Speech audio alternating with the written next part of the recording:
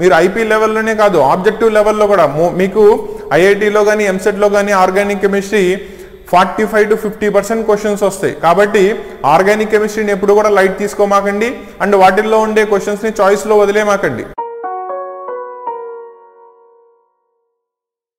Senior intermediate student కోసం for class 12 organic కెమిస్ట్రీలో LAQs that is 8 marks క్వశ్చన్స్ని last 4 sessions నుంచి మనం డిస్కస్ చేస్తున్నాం. నా దాంట్లో భాగంగా ఈరోజు క్లాస్ సెషన్లో ఇవాల్టి క్వశ్చన్ చూసుకున్నట్టయితే ఫస్ట్ వన్ ఎసిడిటీ ఆఫ్ ఆల్కహాల్స్ని ఫీనాల్స్తో కంపేర్ చేయమన్నాడు. That is the first question. Second one different methods of ఫీనాల్స్లో any 2 methods for the preparation of ఫీనాల్స్ని ఎక్స్ప్లెయిన్ చేయాలి. And second one redox reactions that is oxidation and reduction reactions of ఫీనాల్స్ని అడుగుతున్నాడు. కాబట్టి ఒక రిడక్షన్ రియాక్షన్ ఒక oxidation reaction for phenol mention చేస్తే సరిపోతుంది. ఓకేనా? సో ఈ క్వశ్చన్స్ని 1 by 1 క్లియర్ కట్గా ఈరోజు క్లాస్లో డిస్కస్ చేద్దాం. దీంట్లో ఫస్ట్ వన్ ఎసిడిటీ ఆఫ్ ఫీనాల్స్ని with respect to alcohols compare చేయమన్నాడు. దట్ ఈస్ ఫీనాల్స్ మోర్ ఎసిడిక్కా లేదా ఆల్కహాల్స్ మోర్ ఎసిడిక్కా. సో దీన్ని ఎక్స్ప్లెయిన్ చేయాలంటే ముందు ఫీనాల్స్ తీసుకున్నట్టయితే బెంజీన్ రింగ్ మీద OH గ్రూప్ ఉంటే మనం వాటిల్నే ఫీనాల్స్ అంటాం. వేరాస్ ఆల్కైల్ గ్రూప్కి OH డైరెక్ట్లీ అటాచ్ అయి ఉంటే వాటిల్ని ఆల్కహాల్స్ అంటాం. నౌ ఇక్కడ R అనేది it can be any alkyl group. Methyl అయితే మిథైల్ ఆల్కహాల్, ఇథైల్ అయితే ఇథైల్ ఆల్కహాల్, కరస్పాండింగ్ ఆల్కహాల్స్ తీసుకుంటాం. ఓకేనా? నౌ వీటి యొక్క ఎసిడిటీని కంపేర్ చేయాలి అంటే ఎసిడిటీ అంటే ఏంటి? దీంట్లో ఉండే హైడ్రోజన్ అయాన్స్ని the is with which it can donate, ఎంత ఈజీగా డొనేట్ చేస్తుందో దానికి ఎసిడిటీ ఎక్కువ ఉంటుంది. ఓకేనా? ఫర్ అన్ ఎగ్జాంపుల్ ఫస్ట్ దానిలో హైడ్రోజన్ని డొనేట్ చేసిన తర్వాత దీనిలో ఫామ్ అయ్యే ప్రోడక్ట్ ఏమొస్తుంది? O- after losing of the H+. దీన్నే మనం ఫీనాల్ నుంచి వచ్చింది కాబట్టి correspondingly it is known as phenoxide ion. ఓకేనా? వేరాజ్ ఆల్కహాల్ హైడ్రోజన్ని లాస్ అయిపోతే ఇట్ ఫార్మ్స్ RO-, దాన్నే మనం ఆల్కాక్సైడ్ అయాన్ అంటాం ఇన్ ఏ జనరల్ లాంగ్వేజ్. ఏ ఆల్కహాలో తెలిసినట్టయితే కరస్పాండింగ్లీ దాని యొక్క పేరు పెట్టచ్చు. ఫర్ అన్ ఎగ్జాంపుల్ ఇదే మీరు C2H5OH ఇథైల్ ఆల్కహాల్ తీసుకున్నారు. ఇది హైడ్రోజన్ని లాస్ అయిపోయింది అనుకోండి, మీకు ఫామ్ చేసేది C2H5O-, that is nothing but eth plus oxide, దాన్నే మనం ఇథాక్సైడ్ అయాన్ అంటాం. ఓకేనా? కాబట్టి after losing of hydrogen because of their acidity phenol forms phenoxide ion whereas alcohol forms alkoxide ion. వీటిల్నే ఈ కరస్పాండింగ్ ఆల్కహాల్స్ యొక్క కాంజుగేట్ బేస్ అంటారు. Conjugate base is nothing but acid and the corresponding base are separated by 1 hydrogen. ఇక్కడ ఒక hydrogen loss అయిపోయింది కాబట్టి వీటిల్నే మనం కరస్పాండింగ్లీ conjugated base అంటాం. ఓకేనా? నౌ ఇక్కడ పాయింట్ చూడండి. ఎసిడిటీ చెప్పాలి అంటే మీకు హైడ్రోజన్ లాస్ అయిపోయిన తర్వాత ఫామ్ అయ్యే కాంజుగేట్ బేస్ స్టెబిలిటీని చెక్ చేయాలి.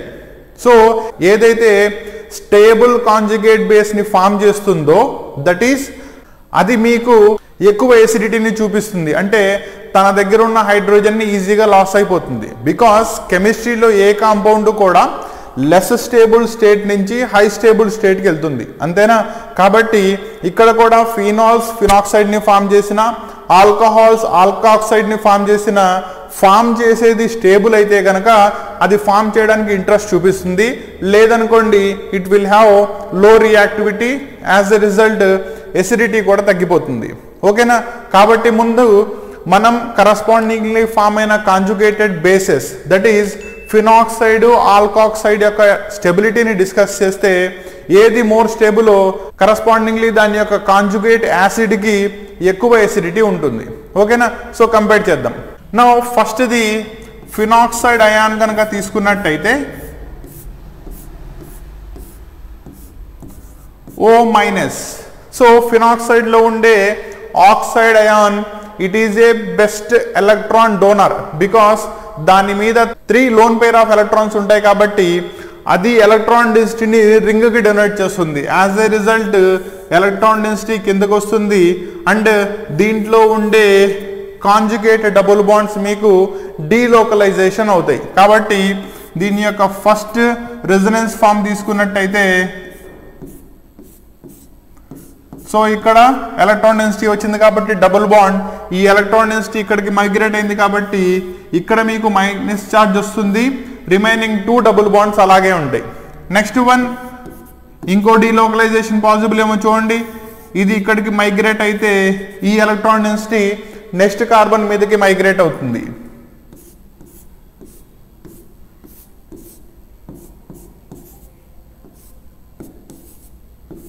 So this will be the next resonating structure. ఓకేనా? ఇంకా మైగ్రేషన్ పాసిబుల్ నా? Yes possible. ఇది నెక్స్ట్ కార్బన్ మీదకి, ఇది అడ్జసెంట్ కార్బన్ మీదకి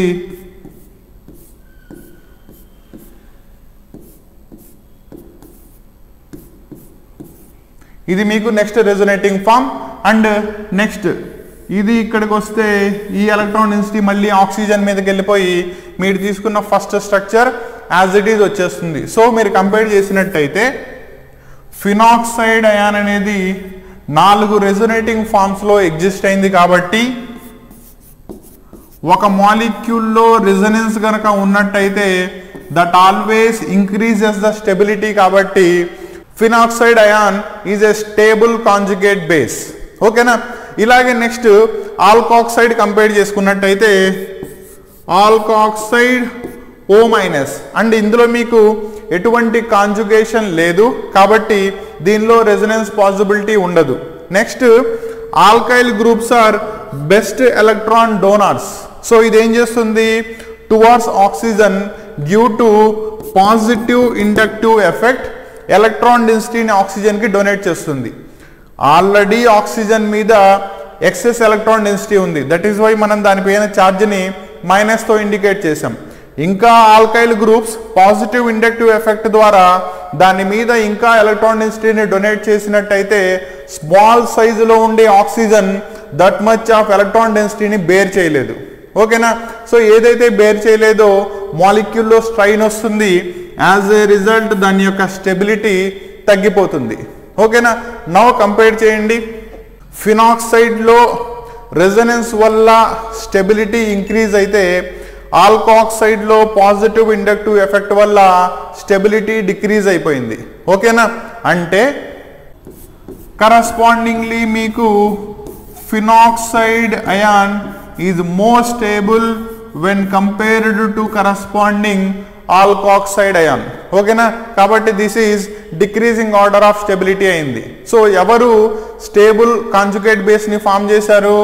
దట్ ఈస్ ఫినాల్ని ఫామ్ చేసింది. కాబట్టి ఎవరైతే స్టేబుల్ కాంజుగేట్ బేస్ని ఫామ్ చేస్తారో they are more acidic when compared to alcohol.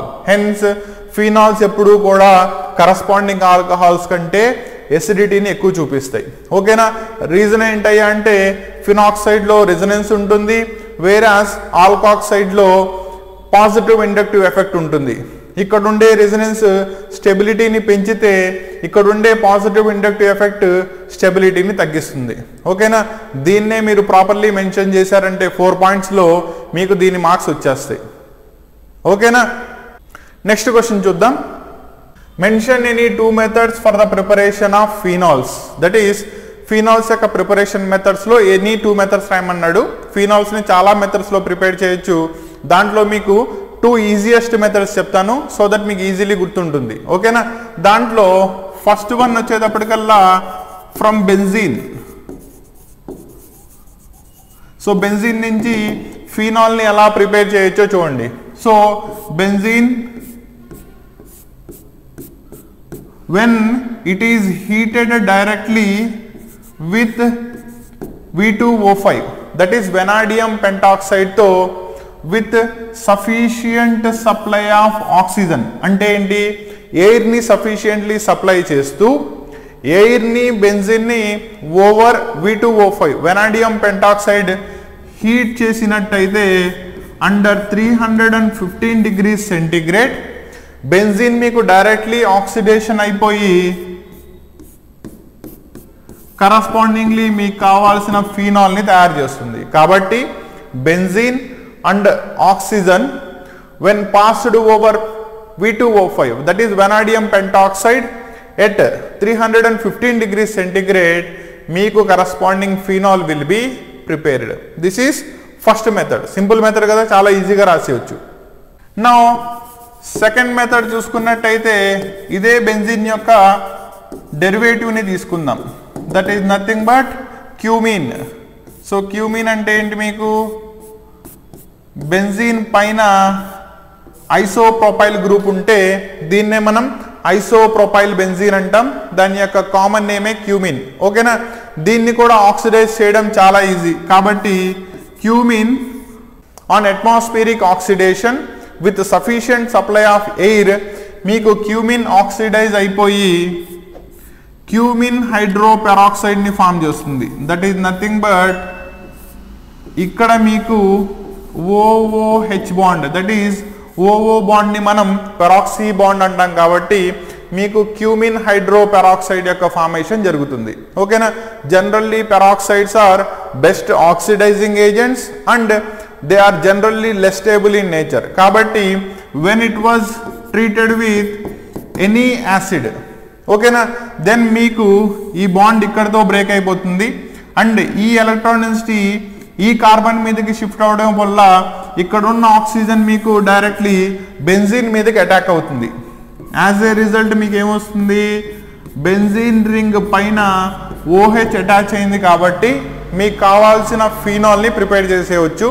Plus దాంతోపాటు ఈ ఐసోప్రొపైల్ గ్రూప్ కాస్త ఆక్సిడైజ్ అయిపోయి CH3 C double bond O CH3, that is acetone as a by product మిగులుతుంది. ఓకేనా, సో ఫీనాల్ యొక్క సెకండ్ ప్రిపరేషన్ లో one of the derivative of benzene that is cumene తీసుకుని prepare చేయొచ్చు. Cumene on atmospheric oxidation form cumene hydroperoxide. Cumene hydroperoxide when treated with any acid produces corresponding phenol with the liberation of corresponding acetone as a byproduct. ఇది mention చేస్తే ఈ two methods మీకు preparation of phenols కి సరిపోతాయి. ఓకేనా, so ఒకటి benzene ని directly oxidation చేశారు ఓవర్ V2O5, వేరాజ్ రెండోది వచ్చేటప్పటికల్లా అదే ఆక్సిడేషన్ క్యూమిన్ కి జరిగినట్టయితే ఈ రెండు మెథడ్స్ లో మీకు ఫీనాల్ ని ప్రిపరేషన్ చేసుకోవచ్చు. So question అర్థమైనట్టేనా? నెక్స్ట్ దానికి వెళ్దాం.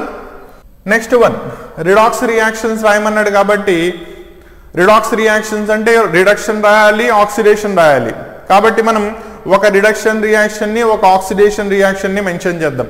First the reduction of phenols కనుక చూసుకున్నట్టయితే phenols when treated with zinc dust they undergo metallic reduction.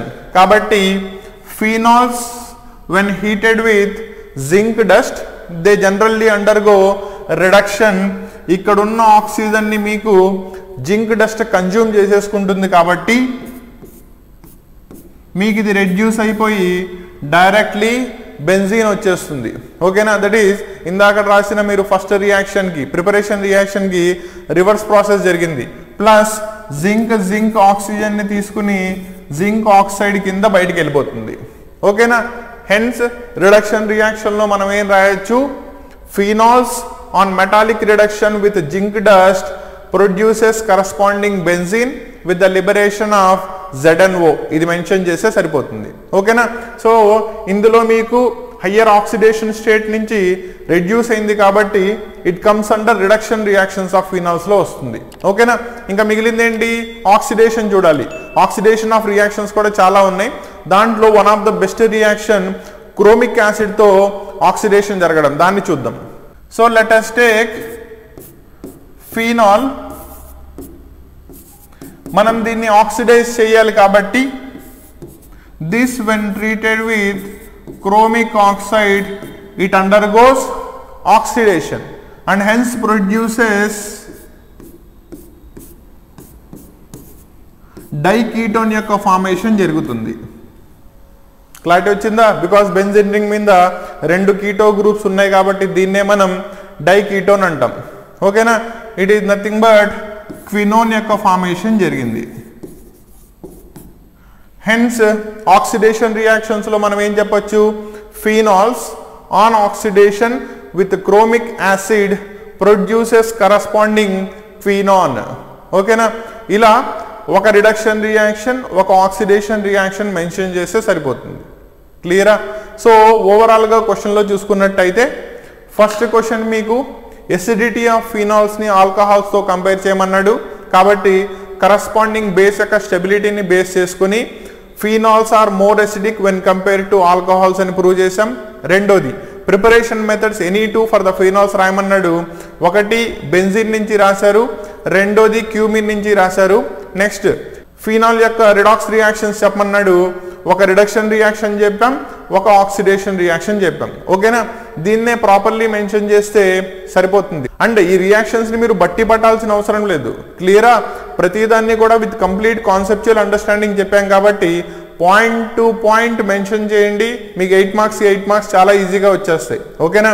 అంతే తప్ప ఆర్గానిక్ కెమిస్ట్రీ అంటే రియాక్షన్స్ ఉంటాయని, రియాక్షన్స్ ప్రాక్టీస్ చేయడం కష్టమని ఈ అపోహలో ఉండిపోమాకండి. మీకు యాక్చువల్లీ రిమైనింగ్ 3 పార్ట్స్తో కంపేర్ చేసుకున్నట్టయితే తక్కువ కంటెంట్ని మెన్షన్ చేసినా కూడా ఫుల్ మార్క్స్ పడిపోయే ఛాన్స్ మీకు ఆర్గానిక్ కెమిస్ట్రీలోనే ఉంటుంది. అండ్ వన్స్ మీరు ఆర్గానిక్ కెమిస్ట్రీ ప్రాపర్ అర్థమైంది అంటే మీరు ఐపీ లెవెల్లోనే కాదు, ఆబ్జెక్టివ్ లెవెల్లో కూడా మీకు ఐఐటీలో కానీ ఎంసెట్లో కానీ ఆర్గానిక్ కెమిస్ట్రీ 45 to 50% క్వశ్చన్స్ వస్తాయి. కాబట్టి ఆర్గానిక్ కెమిస్ట్రీని ఎప్పుడు కూడా లైట్ తీసుకోమాకండి. అండ్ వాటిల్లో ఉండే క్వశ్చన్స్ని చాయిస్లో వదిలేమాకండి. క్లియరా. ఆర్గానిక్ కెమిస్ట్రీ మీద కాన్సన్ట్రేట్ చేయండి. అండ్ మన సిరీస్ ఆఫ్ క్లాసెస్ మీకు సపోర్ట్గా ఉన్నాయి కాబట్టి ప్రతి కాన్సెప్ట్ని అర్థం చేసుకుంటూ 1కి 2 సార్లు రివైజ్ చేయండి. క్లాసెస్ చాలా ఈజీగా అర్థం అవుతాయి. ఓకేనా. అండ్ వీటిని రివైజ్ చేసేటప్పుడు మీకు ఎక్కడైనా డౌట్స్ ఉంటే కనుక కింద కామెంట్లో తెలియజేయండి. నేను కంపల్సరీ మీ డౌట్స్కి క్లారిఫికేషన్ ఇస్తాను. ఓకేనా.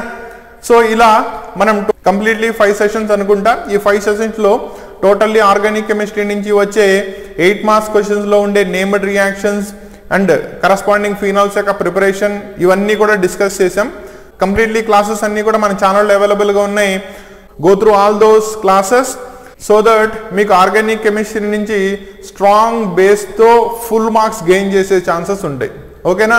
సో మా ఈ కంటెంట్ నచ్చినట్టయితే ఛానల్ని సబ్స్క్రైబ్ చేసుకోండి, మీ ఫ్రెండ్స్తో షేర్ చేయండి. ఓకేనా. All the best. నెక్స్ట్ సెషన్లో మళ్ళీ కలుద్దాం.